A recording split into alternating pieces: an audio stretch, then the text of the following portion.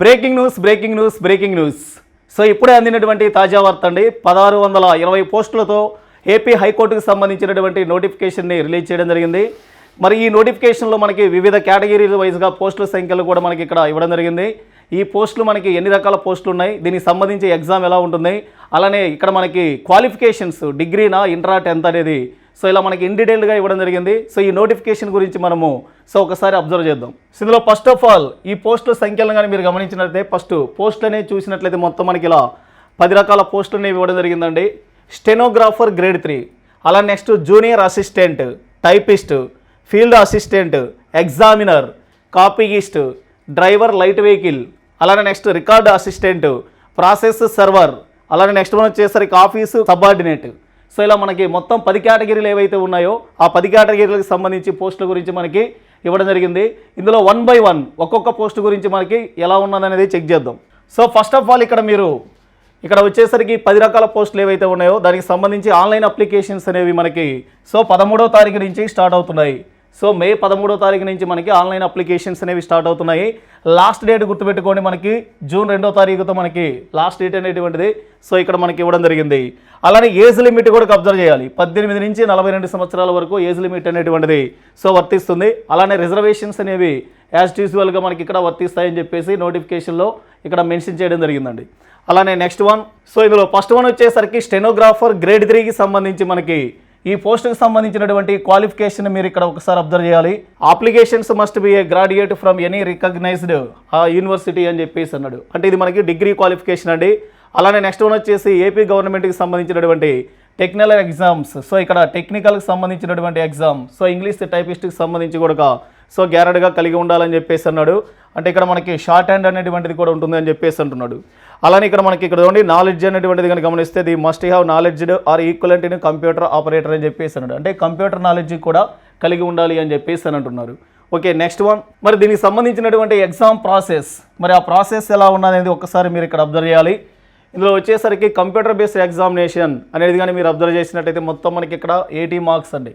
So ఇక్కడ వచ్చేసరికి ఒకసారి చూడండి మనకి కంప్యూటర్ బేస్డ్ ఎగ్జామినేషన్ ఆబ్జెక్టివ్ టైప్లో ఉంటుందని చెప్పేసి ఇచ్చాడు, మల్టిపుల్ క్వశ్చన్స్. అలానే స్కిల్ టెస్ట్ స్టెనోగ్రాఫర్ వచ్చేసరికి 50 మార్క్స్ ఇస్తారని చెప్పేసి కూడా అన్నాడు.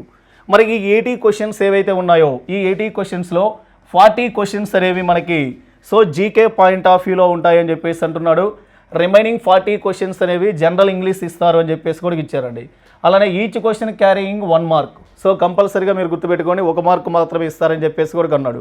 అలానే ది డ్యూరేషన్ ఆఫ్, సో ఇక్కడ ఉండి the duration of computer based exam will be for 90 minutes. ఇది కంపల్సరీగా మనకి 90 minutes ఎగ్జామ్ అనేటువంటిది ఉంటుంది అని చెప్పేసి అన్నాడు. అలానే నెక్స్ట్ మరో పాయింట్ చూడండి. So for the computer based examination in respect of general knowledge subject the question paper will be in English and Telugu languages. So రెండు కూడా మనకి లాంగ్వేజెస్ బైలింగ్వల్ అనేటువంటిది కూడా ఇవ్వడం జరిగింది. అంటే ఎగ్జామ్ అనేది మనకి ఇంగ్లీష్లో అలా తెలుగులో కూడా మనకి ఎగ్జామ్ ఉంటుందని కూడా సో ఇక్కడ ఇచ్చారండి. అలా నెక్స్ట్ వన్ నుండి ఇక్కడ వచ్చేసరికి మనకి షార్ట్ హ్యాండ్కి సంబంధించినటువంటివి. సో ఇక్కడ మనకి ఎంఎస్ వర్డ్ అనేటువంటిది సో ఇది కూడా కంపల్సరీగా కలిగి ఉండాలని చెప్పేసి అని అంటున్నాడు. ఓకే, నెక్స్ట్ వన్, మరి ఇక్కడ జనరల్ నాలెడ్జ్కి సంబంధించినటువంటి సిలబస్ అనేటువంటిది కూడా మనకి ఇక్కడ ఇవ్వడం జరిగింది. మరి అందులో మీరు ఏ సిలబస్ అనేది చదువుకోవాలని కూడా చెప్పాడు. ఇక్కడ ఉండి Indian art, culture, dance, music, Indian history, అలానే Indian national movement, Indian geography, agriculture, environmental, economy, polity, Indian polity, constitution, general science, day to day science. అలా నెక్స్ట్ వచ్చేసరికి scientific research, awards, personalities and institutions, sport, current affairs, India and ఆంధ్రాకి సంబంధించినటువంటివి. So మొత్తం కూడా మనకి ఇక్కడ ఈ GK point of వ్యూలో ఇక్కడ ఇచ్చిన సిలబస్ మొత్తం కూడా మీరు చదవాల్సి ఉంటుంది. అలానే జనరల్ ఇంగ్లీష్కి సంబంధించి reading comprehension, error spotting, closed test, paragraph, jumbled sentence, jumbled odd sentence out. So ఇలా మనకి మొత్తం ఈ సిలబస్ అనేటువంటిది కూడా మీరు గమనించండి. ఇక్కడ మనకి క్లియర్ కట్గా మొత్తం ఇంగ్లీష్కి సంబంధించిన సిలబస్ కూడా ఇవ్వడం జరిగింది. అలానే నెక్స్ట్ వన్, సో మరో పోస్టును గమనించాలి. ఇది మనకి జూనియర్ అసిస్టెంట్కి సంబంధించినటువంటి పోస్టు. మరి దీని యొక్క క్వాలిఫికేషన్స్ని కానీ మీరు అబ్జర్వ్ చేసినట్లయితే సో ఒకసారి మీరు ఇక్కడ చూడాలి. అప్లికేషన్స్ యావది బ్యాచిలర్ డిగ్రీ, సో దీనికి కూడా మనకి డిగ్రీ క్వాలిఫికేషన్ ఉండాలి అని చెప్పేసి అని అంటున్నాడు. అలానే నెక్స్ట్ వన్ వచ్చేసరికి కంప్యూటర్ సంబంధించినటువంటి నాలెడ్జ్ని కూడా కలిగి ఉండాలి అని చెప్పేసి అంటున్నారండి. ఓకే, నెక్స్ట్, సో మరి ఇక్కడ ఒకసారి సిలబస్ గమనించాలి. ఈ సిలబస్ కూడా సేమ్ మనకి ఇంతకుముందు ఏదైతే ఉందో సో అదే ఇచ్చారండి సిలబస్ అనేది. సో ఇక్కడ కూడా సేమ్ అలానే అన్నాడు మనకి ఏపీ అండ్ ఇక్కడ తీసుకున్నట్టయితే ఏపీ అండ్ ఇండియాకు సంబంధించినటువంటి ఏవైతే ఇష్యూస్ ఉన్నాయో మొత్తం కూడా మనకి జనరల్ నాలెడ్జ్ అనేటువంటిది కూడా చదువుకోవాలన్నాడు. సేమ్ సిలబస్ కూడా ఇక్కడ కూడా అలానే ఇచ్చారండి. జనరల్ ఇంగ్లీష్ అనేటువంటిది తీసుకుంటే ఇంతకుముందు పోస్టులు ఎలాగైతే ఉందో సో ఇక్కడ కూడా సేమ్ అలానే ఉంది. ఓకే, నెక్స్ట్ వన్ మరో పోస్ట్ గురించి చూద్దాం. సో ఇది టైపిస్ట్ అనేటువంటి సో పోస్టుకు సంబంధించినటువంటిది. సో ఒకసారి ఇక్కడ మనకి దీనికి సంబంధించినటువంటి క్వాలిఫికేషన్ అనేది ఒకసారి మీరు అబ్జర్వ్ చేయాలి. సో ఇక్కడ ఏమన్నాడు, applications must have passed the bachelor degree. So ఇక్కడ కూడా అంతేనండి, డిగ్రీ క్వాలిఫికేషనే అనేది ఇవ్వడం జరిగింది. అలానే ఇక్కడ మనకి సో మరొకటి ఏంటి అంటే ఇక్కడ కంప్యూటర్కి సంబంధించినటువంటి నాలెడ్జిని కూడా కలిగి ఉండాలి అని చెప్పేసి అని అంటున్నాడు. నెక్స్ట్ సో సిలబస్ గమనించాలి. సిలబస్ ఇది కూడా సేమ్ అలానే ఇచ్చారు, చేంజెస్ అనేవి ఏమి లేవండి. సేమ్ ఇక్కడ మనకి జీకే పాయింట్ ఆఫ్ వ్యూలో ఇంతకుముందు పోస్టులకి ఎలాగైతే సిలబస్ ఉందో ఇక్కడ కూడా అవే ఉన్నాయి. ఓకే, నెక్స్ట్ మరో పోస్ట్ గురించి తెలుసుకుందాం. సో దీన్ని మీరు గమనిస్తే దీన్ని ఫీల్డ్ అసిస్టెంట్ అని చెప్పేసి అని అంటాము. మరి ఇక్కడ ఒకసారి మీరు ఈ క్వాలిఫికేషన్ చూడాలి. ఈ క్వాలిఫికేషన్లో ఏమన్నాడండి, అప్లికేషన్స్ మస్ట్గా బ్యాచిలర్ డిగ్రీ. సో ఇది కూడా మనకి డిగ్రీ క్వాలిఫికేషను కలిగి ఉండాలి. సో ఇక్కడ మీరు గమనించాల్సింది ఏంటి అంటే ఇక్కడ కంప్యూటర్కి సంబంధించినటువంటి నాలెడ్జ్ గురించి ఏమీ కూడా ప్రస్తావించలేదండి. Okay, next one. మరి ఇక్కడ ఉండి మనకి ఇక్కడ సిలబస్ కానీ తీసుకున్నట్టయితే ఇక్కడ కూడా సేమ్ అదే సిలబస్ ఇచ్చారండి.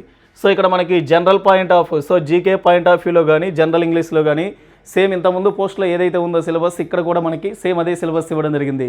మరో పోస్ట్ గురించి తెలుసుకుందాం. సో ఈ పోస్ట్ పేరు వచ్చేసరికి ఎగ్జామినర్. మరి మీరు ఒకసారి ఇక్కడ క్వాలిఫికేషన్ అనేది మీరు జాగ్రత్తగా గమనించాలి. సో ఈ క్వాలిఫికేషన్ కానీ తీసుకుంటే అప్లికేషన్స్ మస్ట్గా పాస్డ్ ఇంటర్మీడియట్ ఎగ్జామినేషన్. సో ఇక్కడ మనకి ఇంటర్మీడియట్ ఎగ్జామినేషన్ పాస్ అయి ఉండాలి అని చెప్పేసి అని అన్నాడండి.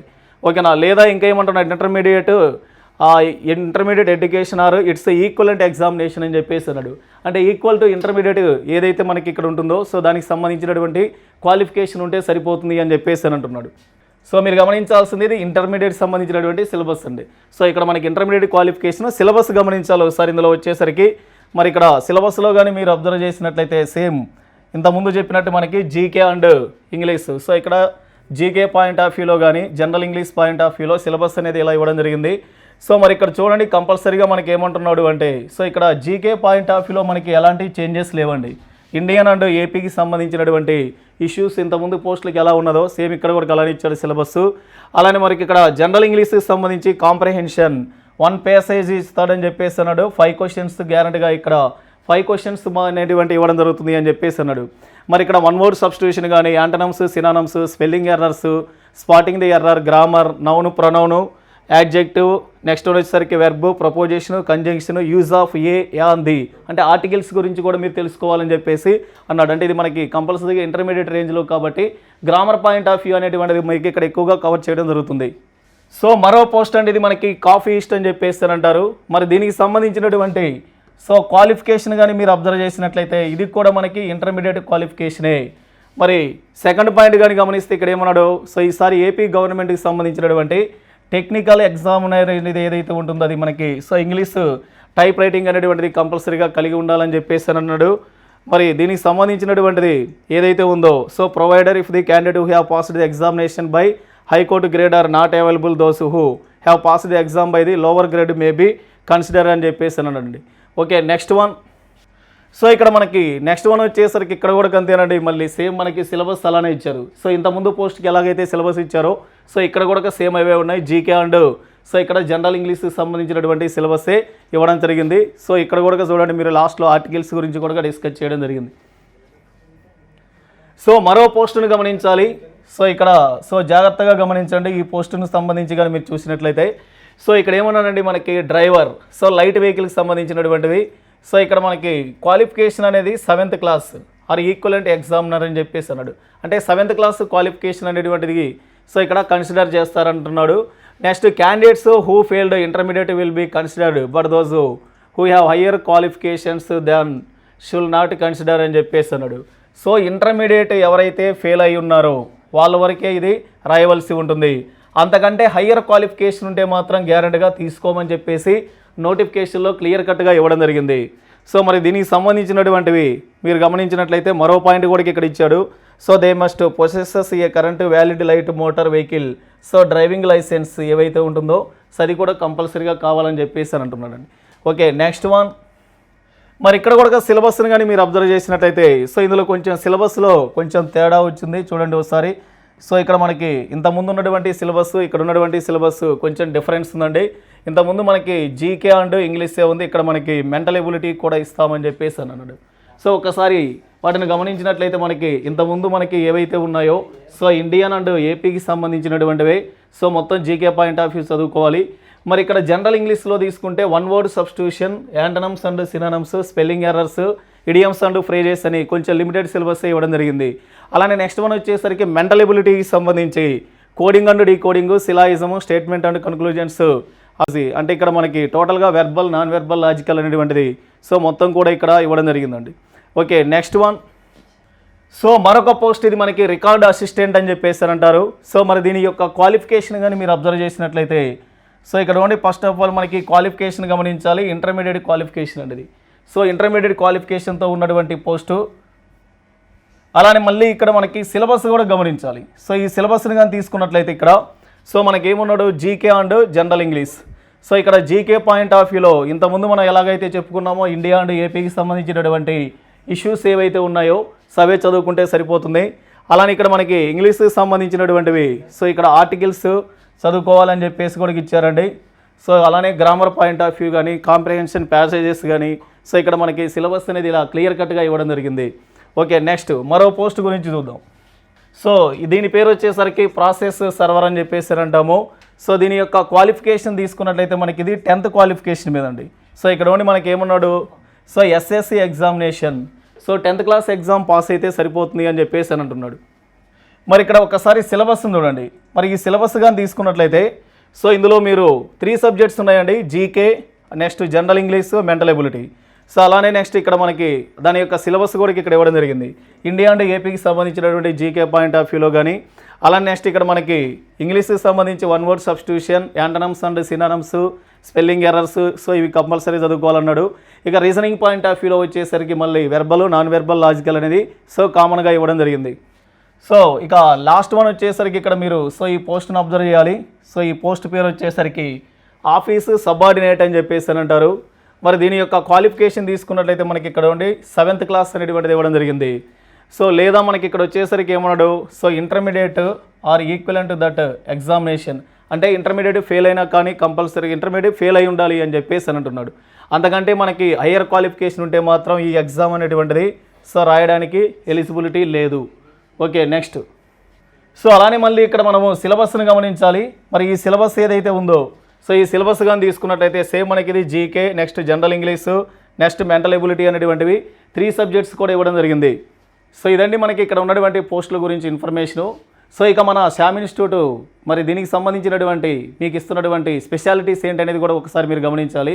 ఈ బ్యాచ్కి సంబంధించినటువంటి స్పెషాలిటీస్ ఏంటనేది చూసినట్లయితే సో మనకి ఇక్కడ ఆన్లైన్ క్లాసెస్ అనేటువంటివి కూడా అవైలబిలిటీ ఉన్నాయి. అలానే మెటీరియల్ ఆర్ ఆల్సో అవైలబుల్. అలానే ఆఫ్లైన్ క్లాస్కి సంబంధించినటువంటి బ్యాచ్ అనేటువంటిది కూడా స్టార్ట్ చేస్తున్నాము. సో ఒక్కసారి ఆ బ్యాచ్కి సంబంధించినటువంటి డేట్ గమనించాలండి. సో 14/5/2025 అంటే ఈ నెల 14వ తారీఖు నుంచి మనము బ్యాచ్ అనేది స్టార్ట్ చేస్తున్నాము. ఈ బ్యాచ్కి సంబంధించి మనకి సో టోటల్గా 45 డేస్ అనేది మనకి షో డ్యూరేషను. మరి ఇక్కడ ఫీజు కానీ గమనిస్తే మనకి ఇక్కడ 12,000 రూపీస్ 12,000 రూపాయలు అనేది మనము ఫీజు అనేది సో డిసైడ్ చేయడం జరిగింది. అలానే టెస్ట్ సిరీస్ అనేది కూడా మీకు ఇక్కడ కండక్ట్ చేయడం జరుగుతుంది. సో ఇది మనం శ్యామ్ ఇన్స్టిట్యూట్ అందిస్తున్నటువంటి స్పెషాలిటీస్. సో మీరు ప్రతి ఒక్కరు కూడా గమనించండి. సో ఇక్కడ మనకి ఇక్కడ ఉన్నటువంటి ఈ ఫీజెస్ కానీ ఇవన్నీ కూడా మీరు కంపల్సరీగా సద్వినియోగం చేసుకొని కంపల్సరీగా జస్టిఫై అవుతుంది. గ్యారెంటీగా ఇంత తక్కువ టైంలో మనము రిజల్ట్ రావాలి అంటే కంపల్సరీగా ఇవన్నీ కావాలి. ఆన్లైన్ టెస్ట్ సిరీస్ కానీ అలా నెక్స్ట్ ఆఫ్లైన్కి సంబంధించినటువంటి బ్యాచెస్ సో వాటికి సంబంధించినటువంటి మెటీరియల్స్కి కానీ సో ఇవన్నీ కూడా మన దగ్గర ఆల్రెడీ రెడీగానే ఉన్నాయి కాబట్టి సో మీకు ఇక ఎలాంటి ఇబ్బంది ఉండదండి. Okay next. సో ఇప్పుడు మనము ఒక్కొక్క పోస్టుకి సంబంధించినటువంటి ఖాళీలను కూడా ఒకసారి అబ్జర్వ్ చేద్దాం. మరి ఆ ఖాళీలను కానీ చూసినట్లయితే ఫస్ట్ ఆఫ్ ఆల్ మనకి ఫస్ట్ జూనియర్ అసిస్టెంట్కి సంబంధించి 230 పోస్టులు ఇవ్వడం జరిగింది. ఆఫీసు సబార్డినేట్ వచ్చేసరికి 651 పోస్టులు. నెక్స్ట్ ప్రాసెస్ సర్వర్ వచ్చేసరికి 164 పోస్టులు. రికార్డు అసిస్టెంట్ 24 పోస్టులు. డ్రైవర్కి సంబంధించి 28 పోస్టులు. కాపీయిస్ట్కి సంబంధించి 193 పోస్టులు. ఎగ్జామినర్కి సంబంధించి 32 పోస్టులు. ఫీల్డ్ అసిస్టెంట్కి సంబంధించి 56 పోస్టులు. టైపిస్ట్కి సంబంధించి 162 పోస్టులు. అలానే లాస్ట్ వచ్చేసరికి స్టెనోగ్రాఫర్కి సంబంధించి 80 పోస్టులు. ఇలా మొత్తం మనకి ఇక్కడ 1620 పోస్టులతో సో వివిధ విభాగాలలో మనకి ఇలా ఇవ్వడం జరిగిందండి. సో ఈ నోటిఫికేషన్లో ఇచ్చినటువంటి పోస్టులను ప్రతి ఒక్కరు కూడా గ్యారెంటీగా సద్వినియోగం చేసుకొని ప్రతి ఒక్కరు కూడా ఈ హైకోర్టుకి సంబంధించి ఎవరైతే సిన్సియర్గా ప్రిపేర్ అవుతున్నారో వాళ్ళు ప్రతి ఒక్కరు కూడా గ్యారెంటీగా సక్సెస్ కావాలని కోరుకుంటూ మీ అందరికీ మన శ్యామ్ ఇన్స్టిట్యూట్ నుంచి ఆల్ ది బెస్ట్.